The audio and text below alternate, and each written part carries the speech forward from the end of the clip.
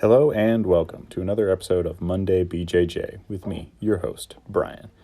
So, in this episode, I know I make jokes a lot about like and subscribe for foreground action, but you'll notice this other group of guy that's getting ready to roll in front of us, and they're pretty much in front of me for the majority of this first roll, which is really funny. You'll watch me move from one side to the other, and then they'll move to the other side as well. So if this doesn't earn your subscription, you're just going to have to go somewhere else to find your foreground action. That's going to be more exciting.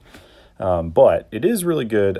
Both of these guys are black belts. The guy that's rolling with me, and then the other guy that's rolling in the foreground is a black belt as well. So you'll see some really cool stuff that they're doing, like this awesome back take that he does on me. And he was really amazing because you'll see moments like this where he's like got a knee on belly, but he's just not destroying me with it. He'll put it on, and like I could feel like the knee was in contact with my body, but he just wasn't he didn't need that pressure to defeat me, which was a really, really cool thing to feel and get to experience when you're rolling. And so yeah, you'll see these guys. We'll kind of peek in and out on either side of their roll, because I tend to do a lot of scooting when I roll because I'm trying to shrimp away or towards something. So he finished me with a choke there. Not surprising, obviously. It's what you're supposed to do when you're a white belt against the black belts, get choked. So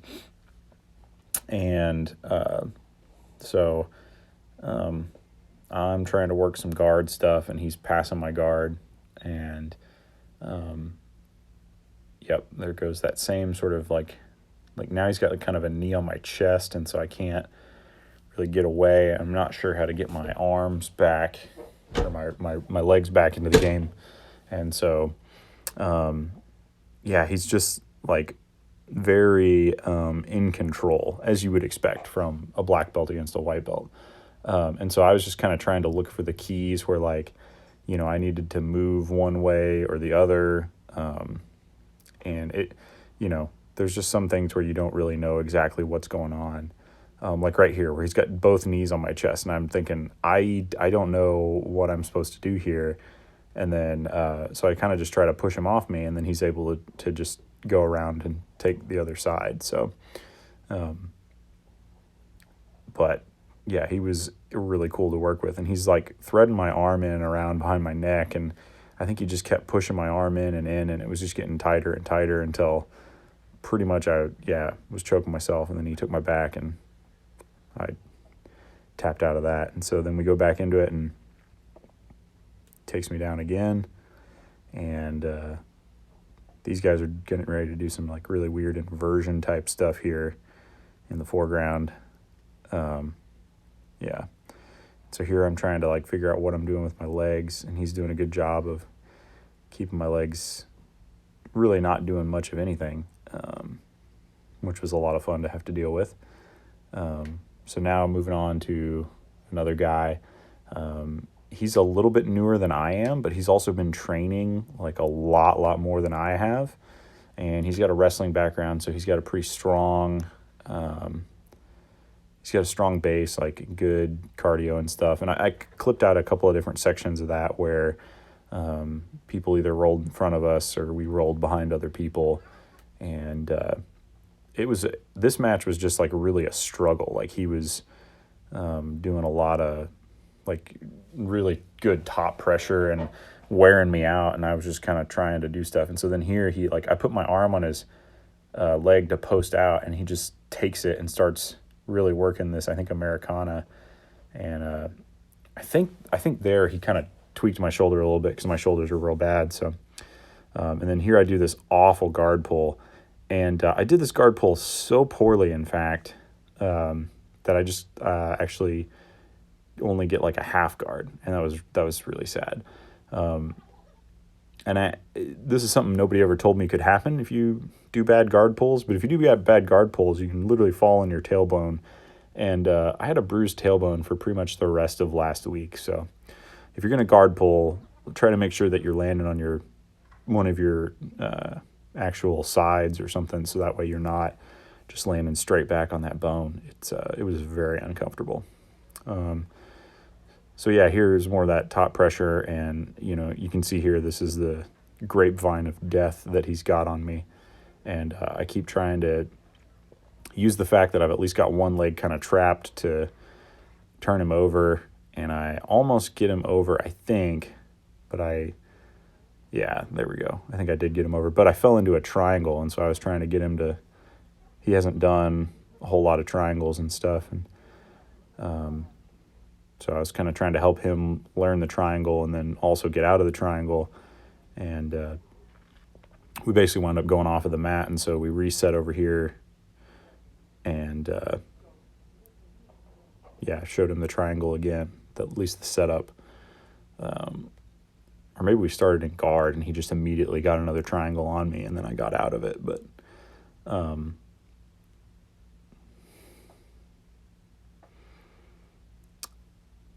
yeah, that was a pretty smooth little roll. And by smooth, I'm of course joking there.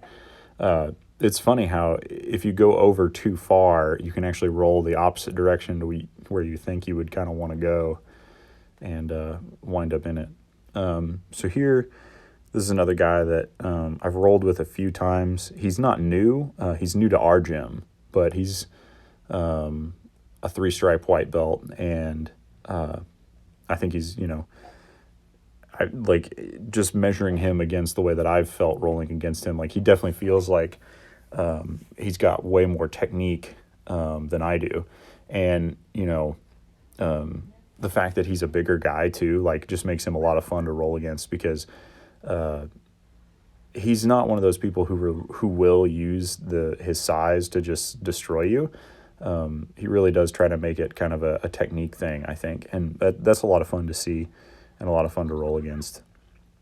And so yeah, I was a little tired from that last match, and then now I'm just like in guard against him, and he's doing a really good job of like stapling my arms down and keeping me tied up.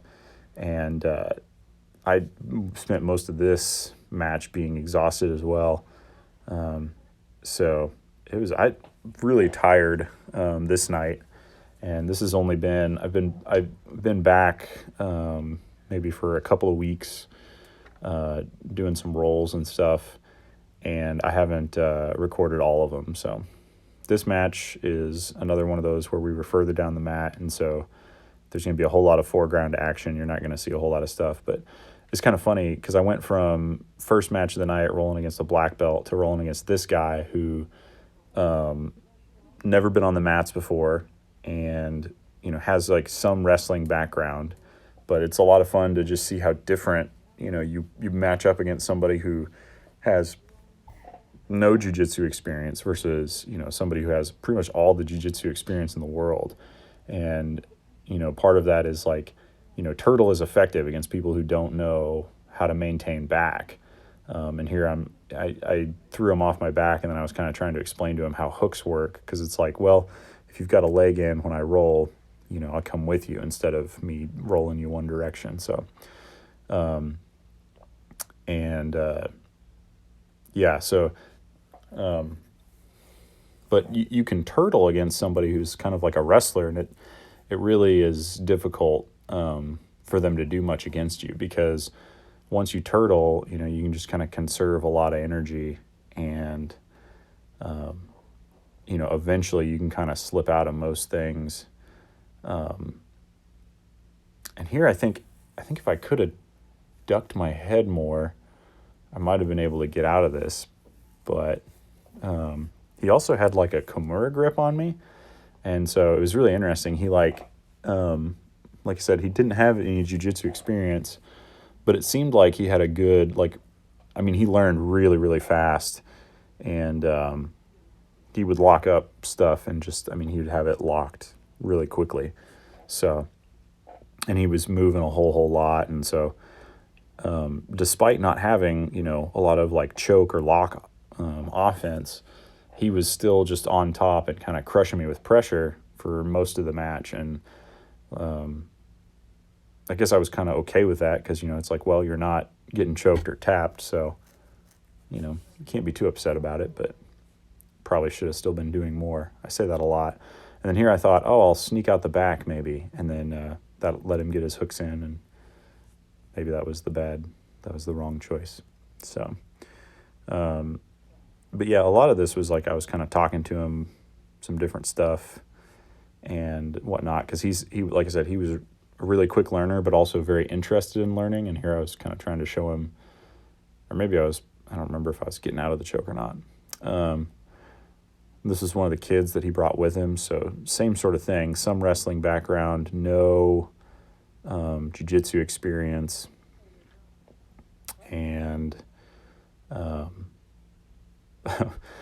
as anybody who's done jiu-jitsu for a little while or been a wrestler knows, you can choke a lot of wrestlers with a guillotine because they tend to just stick their head into your chest, because that's what I did when I was a wrestler. And so I just kind of showed him some choke there, and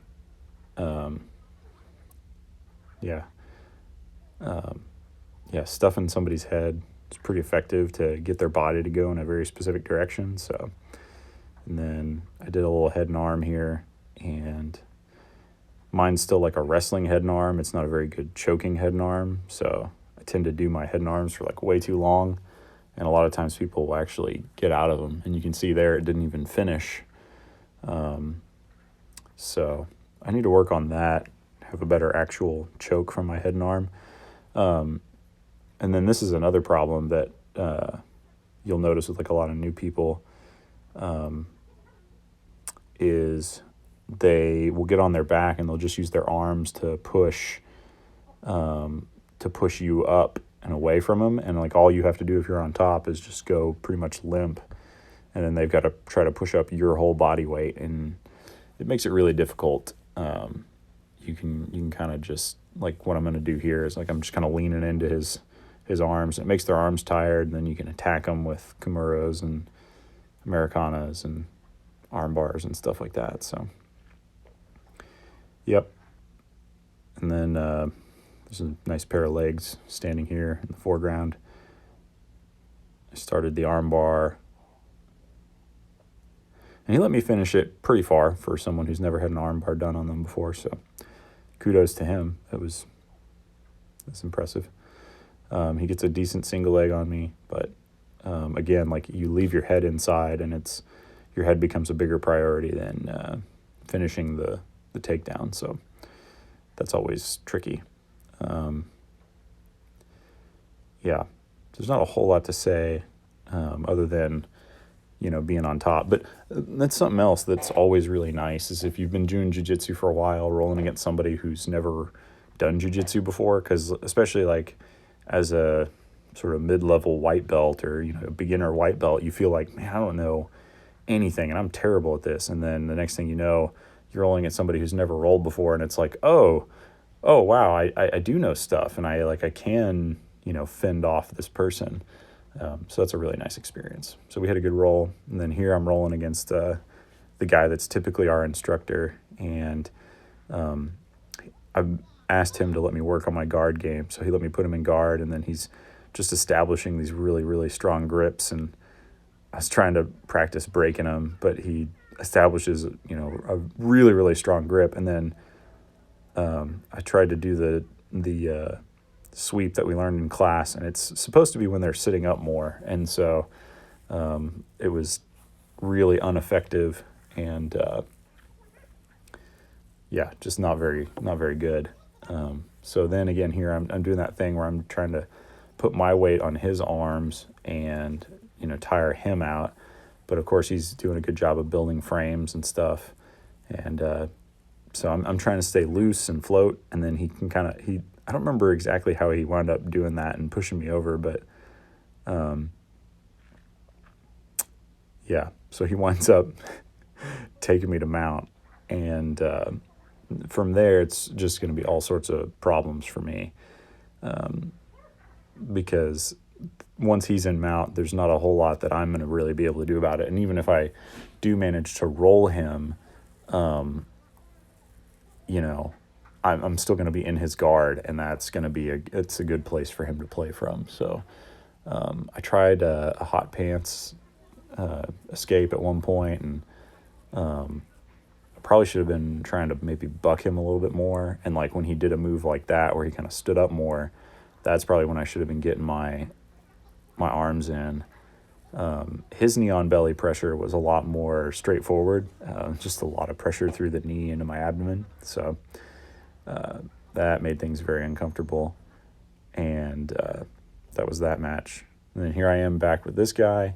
He had sustained apparently a little bit of a head injury. And so again, I try a guard pull and pretty much fall straight back to my butt. And so that wasn't good. And then he's doing a really good job of keeping his knees and his elbows together and not letting me get my feet in guard. And so he winds up basically getting past my guard. And then I decide to just, well, okay, maybe I'll just go around. But he's got my arms and he's doing a good job of, keeping me there. And so then I keep thinking maybe I'll go for a triangle because I've got one arm kind of pushed down to the side, and I didn't really have the other arm out of the way though, so I kept trying to get my leg in front and get my other leg set up to hit the triangle, and just never really got it to work. I tried it maybe 2 or 3 times, and then here he's got hold of my head and arm, and I'm trying to come out the back, I think, and he was trying to lock something up on me. And so then here I've switched. We kind of flopped around and got back into the guard. And here he's trying to like finish this triangle and can't quite get it. And so he thinks to flip me over and he's going to try to finish it from the top. We called the instructor over and he's kind of troubleshooting for us and giving us some instruction on the triangle. And I felt it as far as when he was doing it, that I think he was just turning to the wrong side. Yeah, I think he just needed a little bit more. I mean, he's not done a lot of triangles, so that's part of it. But yeah, once we got done with that, he offered to let me try it on him. So, of course, I'm not going to pass up that opportunity. And we weren't going like full speed or anything because, he's letting me try it. But still, getting to practice against a resisting opponent is always really good.